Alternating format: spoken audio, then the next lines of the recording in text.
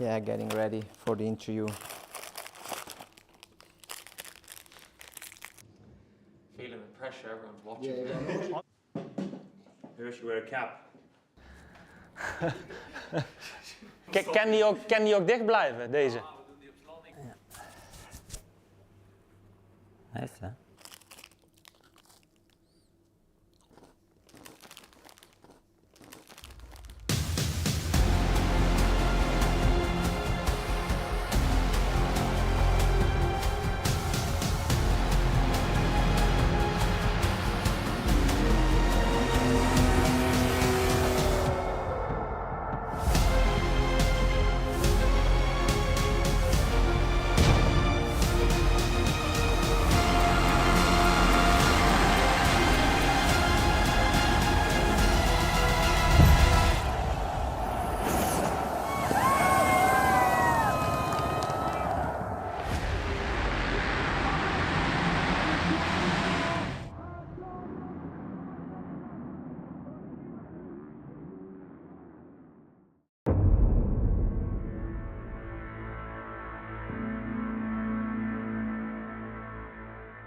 When people think of fast-paced motorsports that have money thrown at them, people naturally think of Formula One, MotoGP, but actually nestled in that same category, and maybe the most intense of them all, is MXGP. It's undoubtedly the most physically demanding sport in the world, and also these are riders that are racing on back-to-back weekends in different countries and different continents. MXGP is one of the most exciting series in the world currently for motorsport. Anything can happen, any time of day. These guys are putting in the work. It's a full-time job. If you haven't done the work, if you haven't done the preparation, if you haven't sacrificed everything else to be ready for that war on Sunday afternoon, it will show up and you will regret it. MXGP is a global encapsulation of motocross, really. A frankly ridiculous sport that blends extremes of skill, bravery, fitness, judgment, and, let's be honest, wanton delusion. I'm Jeremy Siever, I'm from Switzerland and I ride for Monster Energy Yamaha Factory MXGP.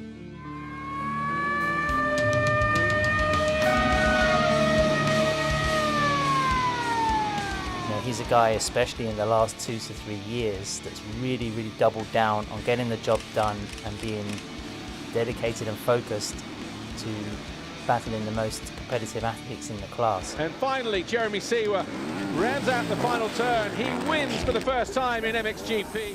Yeah, I'm on the podium and I'm quite frustrated, but I have to be happy. I won my first race, made a good gap, and I'm on a good position right now. Jeremy is a rider who has obviously never missed a Grand Prix in his professional career.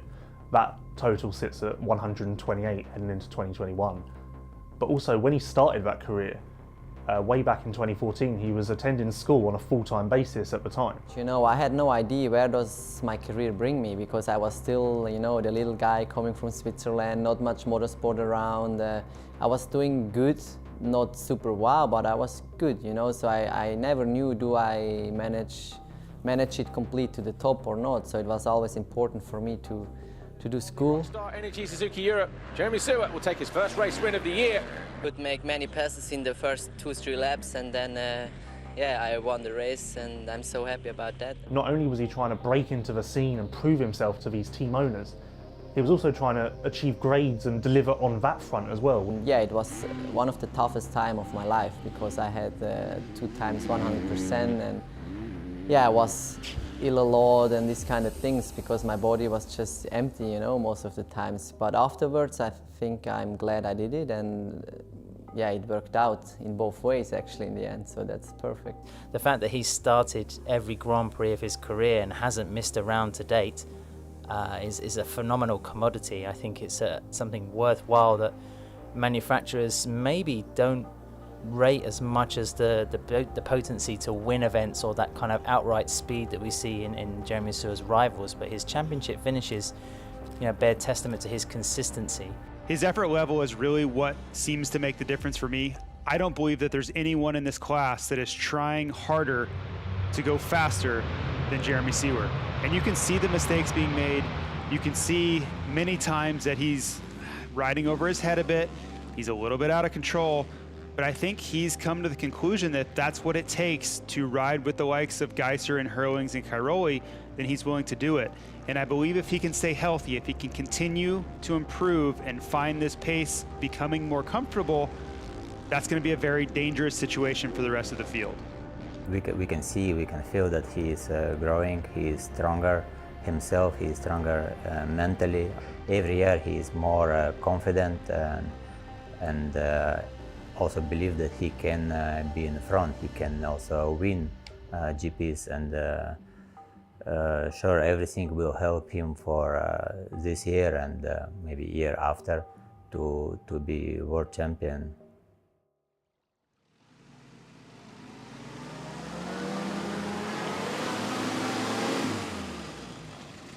I can't get it turned on time.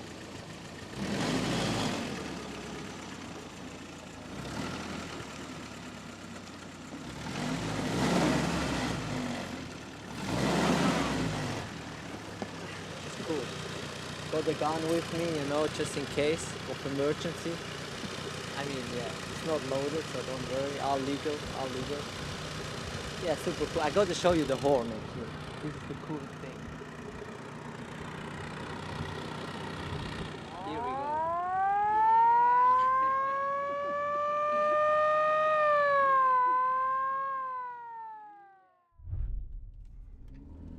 So just on the way to Lommel, gonna go do some riding, and yeah, gonna go in air first.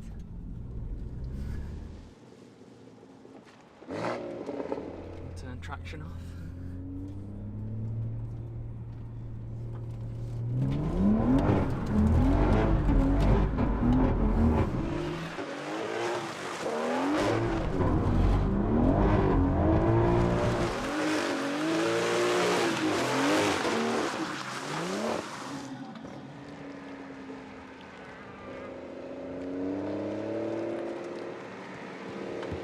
The pressure's always on yourself. You know what you need to do, and if you want to continue on this path and have the support that you have now, yeah, you always have to give everything, and it doesn't matter if you're on a private team or if you're on the best factory team in the paddock. You have to give everything and do what you can, otherwise, yeah, it's going to be the last year. I think for the Yamaha team, if they truly want to be competitive and have a chance to win this MXGP crown, they have to take it seriously. We saw how potent Jeremy Seewer was last year and the steps forward he's taken.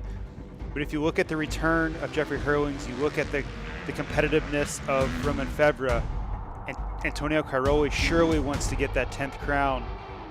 You have the returning champion of Tim Geiser. There are so many riders that are in their way. It's still going to be a challenge. Red Bull KTM are the dominant force in MXGP. That's fact. HRC have now risen to that level following the multiple titles that Tim Geiser has acquired, and it would seem that Yamaha are the next in line to do that, thanks to a team owner who simply won't stop. It really seems as though Louis Vosters won't let anything get in the way of him achieving his dream. Whether the team needs more manpower, more resources, or even just money thrown at the operation. It just seems as though nothing's going to stop him or stand in the way of his dream. Yeah, sure. Without Louis, I will be not here, and yeah, Louis give everything for the rider, for the team, for me. The fact that he decided to create his own team was a very powerful and forceful movement, and the resources and the quality and everything he's put into the setup is something I think that's made the Monster Energy Yamaha MXGP team one of the most envious in the paddock.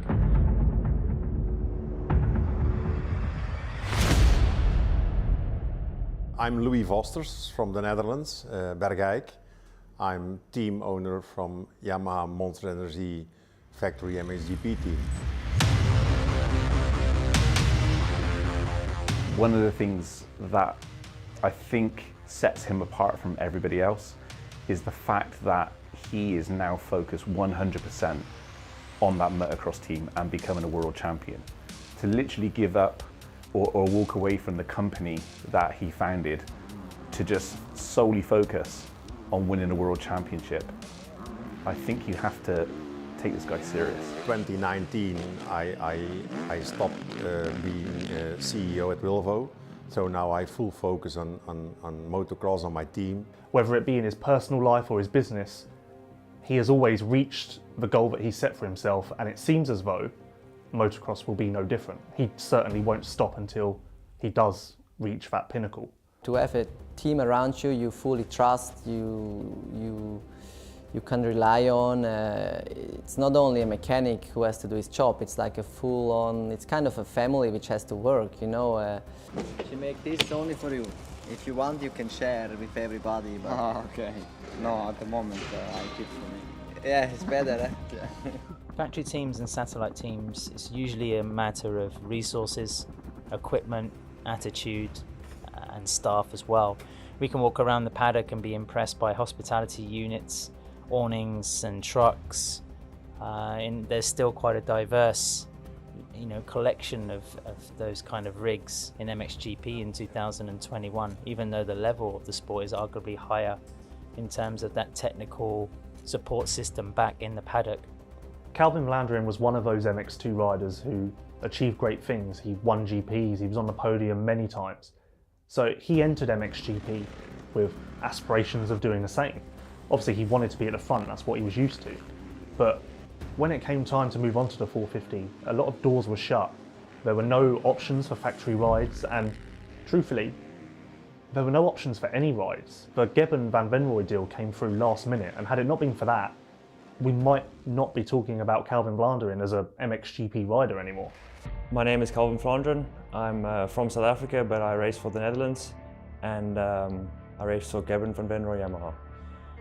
I think he proved that he can be one of the leading riders in MXGP. I mean, he took his first MX2 victories in quite impressive fashion in Indonesia. And here he is, Calvin Vlanderen, Team HRC takes the win and the overall victory here at the MXGP of Indonesia. It's unbelievable. I mean, there's no words for it. I'm just speechless. Those last 2 laps were so long. The team was encouraging me. I just pushed, but it's incredible. I just want to say thanks to my whole team, my family, my girlfriend, and lucky that she's not here, but just everyone, thanks so much. One thing that's been holding Calvin back has just been the attrition that's eaten away at his results in terms of putting together a consistent campaign. Injury is probably one of the biggest, or the biggest rival any rider will face when it comes to motocross and Grand Prix racing. And at the moment, Calvin is still trying to get the better of that foe. Yeah, we're here in Eindhoven today for some physio, some rehab for the knee. It's not really rehab anymore. I'm pretty much past that phase, but it's just building the muscles up and getting it strong to be back on the bike. That's necessary at the moment. So Coming back from an injury is incredibly difficult because not only are you chasing riders that have been training and testing during your downtime, you're also trying to just get your body back to full strength on the level that it was pre-injury. So the two most important aspects of returning from injury are managing expectations so you don't get disappointed if there are struggles, and then setting attainable goals so you can continue to improve throughout the season. And hopefully by the end of the season, you're right back where you were, but it has to be a process. Riders who come from good backgrounds have the opportunity to pay for rides, pay for deals, and accelerate their career a little bit. Obviously not everyone can do that, and in Calvin's situation, he's come across from South Africa with nothing, no family. He's really building himself as a person from zero. My dad got a call from a German team, Bodo Schmidt, say, oh, we want Calvin to race the full season, we want him to stay here in Europe. And I was like, yeah, damn, I want to race for sure, I want to stay here. So I had the bag for 3 weeks. I lived off that the whole year. And just looking back, like where I lived like in a small passageway to the bathrooms of this workshop. But at that age, you don't know any better. You just, you have one goal, and that's to race here, and you want to make it as a MXGP World Championship racer.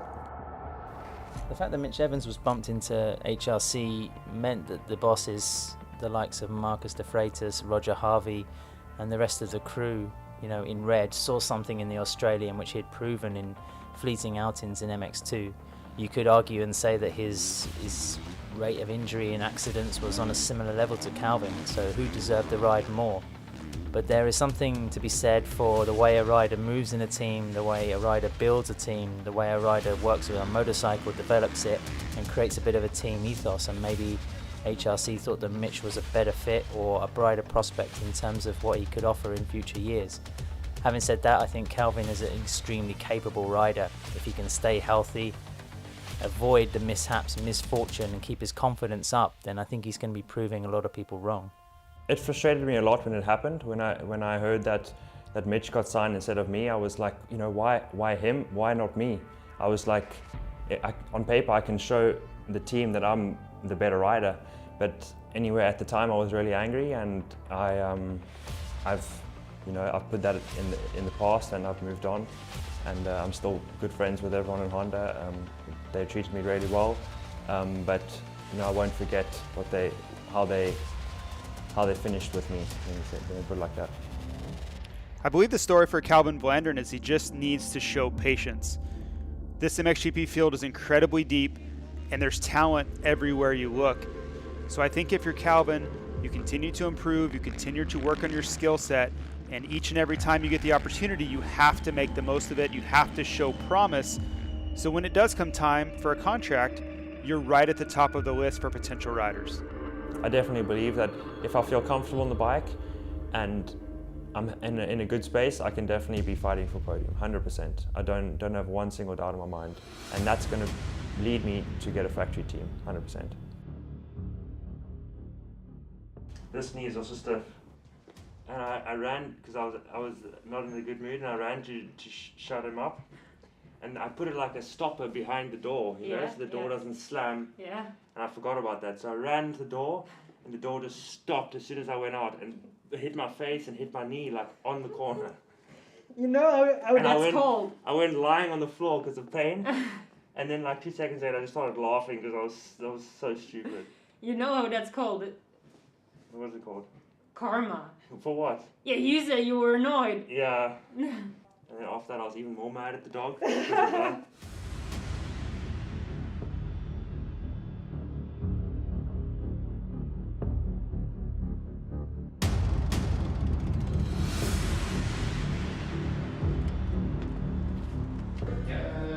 the back, like that. Just make sure you're completely within the lines here. Yeah, Yamaha took the decision for Ben to put him here in our team. It was quite late in the season, but at the end of the season actually. But I think it's really good to have one young rider, one talented young guy with those top riders. I think this will work. Very good. Motocross was something I just did for fun, and it was becoming more serious through the years, and yeah, to be here now is when you look back, it's been an incredible journey. Ben Watson is now Great Britain's hope, essentially. He's on a factory team. He's exited the MX2 class with 2 overall wins and multiple podiums. At the end of 2020, he was undoubtedly one of the leading riders, not only in the MX2 class, but in Grand Prix overall in terms of his form and his confidence. Ben Watson, 3rd on Sunday, 2nd on Wednesday. Your overall winner here today for the first time in his career.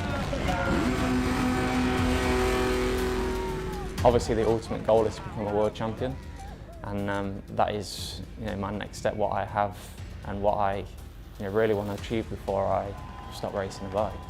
And he really fits on the 450. So what we see now, his riding and riding style, and he looking really good on 450. Sure, he need to be still more faster, but I hope I know it will coming. Okay, come on. Push. Okay. Thanks. Yep.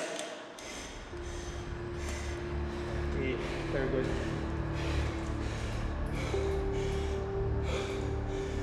Good results as well. Yes, Herlings is fast, Prado is fast, Cairoli is fast, Geyser is fast. It are really top guys, but here for our riders, everything is here in place. So I think we can go for it. And everything I did in my life, I try to do for 100%.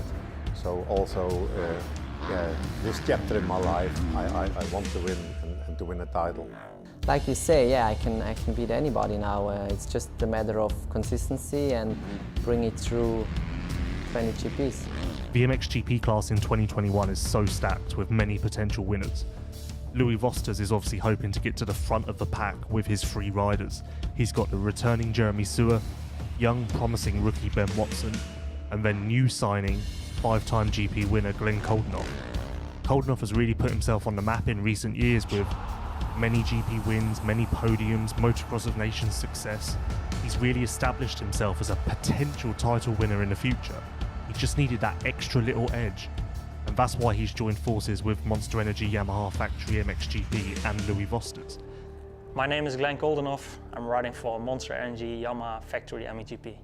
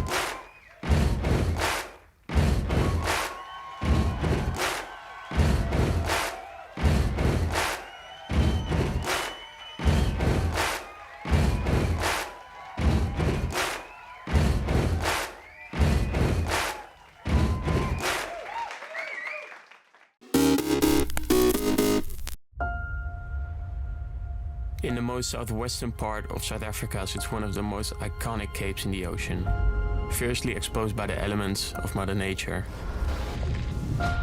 Cape Point, also known as the Cape of Storms.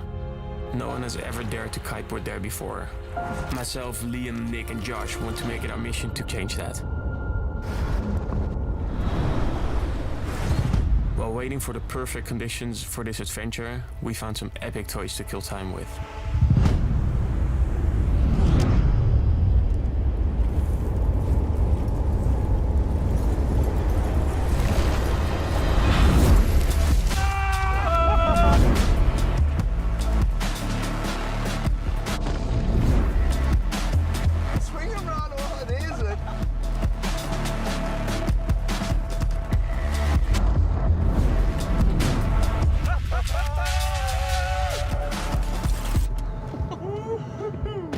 How was that, man? Nice drive. That was too good, man. So I heard nobody's ever kited around Cape Point before. Is that true? Yeah, I think it's definitely true. I've never heard of anyone kiting or windsurfing or winging. So I think we're definitely going to be the first to hit around the point. Wow, what do you think? Looking good. Look at this, finally. It's beautiful, man. It's windy. I think the main concern would be coming too close to the point, because the wind is going to hit the point and it's going to like swivel and turn. Do weird stuff. It's going to take more than an hour to get there, do you think? I think it'll be a good mission. Yeah. Should we check on the beach? Let's do it. Hit it. Is that a baboon up there? Oh shit. It is, huh? Oh, shit. Look at that. Oh, that's scary. Normally we always ride at the best beaches around the world, but now, to kite at Cape Point, it was more about the adventure and to witness the beauty of it. I've never ridden so close to a mountain. They don't call it Cape of Storms for nothing. The Atlantic Ocean collides with the Indian Ocean. It can be really dangerous. All right, so we're out here just approaching Cape Point, which is right out there. I guess we've been kiting for like, I don't know, 45 minutes. It's a hell of a lot of fun. Beautiful.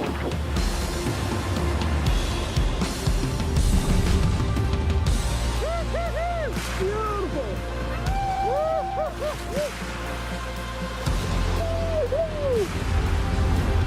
Oh yeah, yeah boy. Good boy. We made it.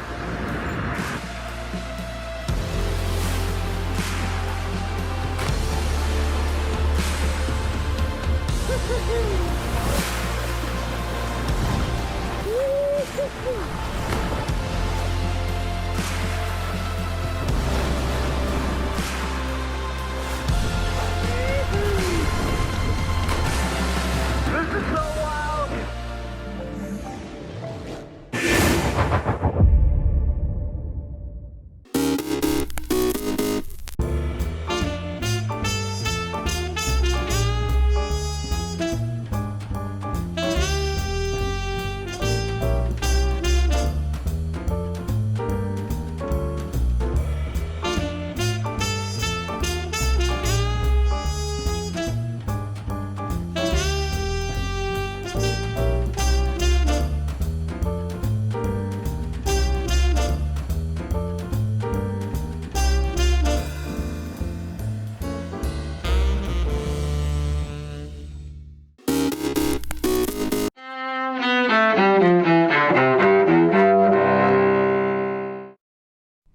December 10th, 1964.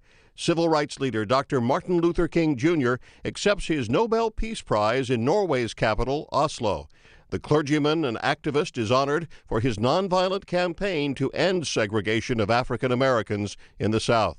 I still believe that one day mankind will bow before the altars of God and be crowned triumphant over war and bloodshed and nonviolent redemptive goodwill proclaim the rule of the land.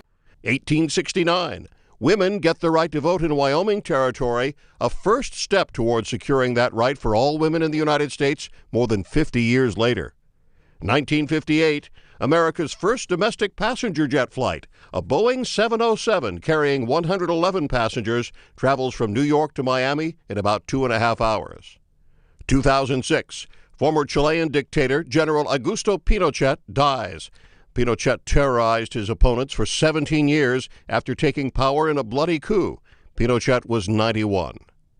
And 1967, soul singer and songwriter Otis Redding dies when his private plane crashes near Madison, Wisconsin. He was 26 years old. Today in history, December 10th, John Belmont, The Associated Press.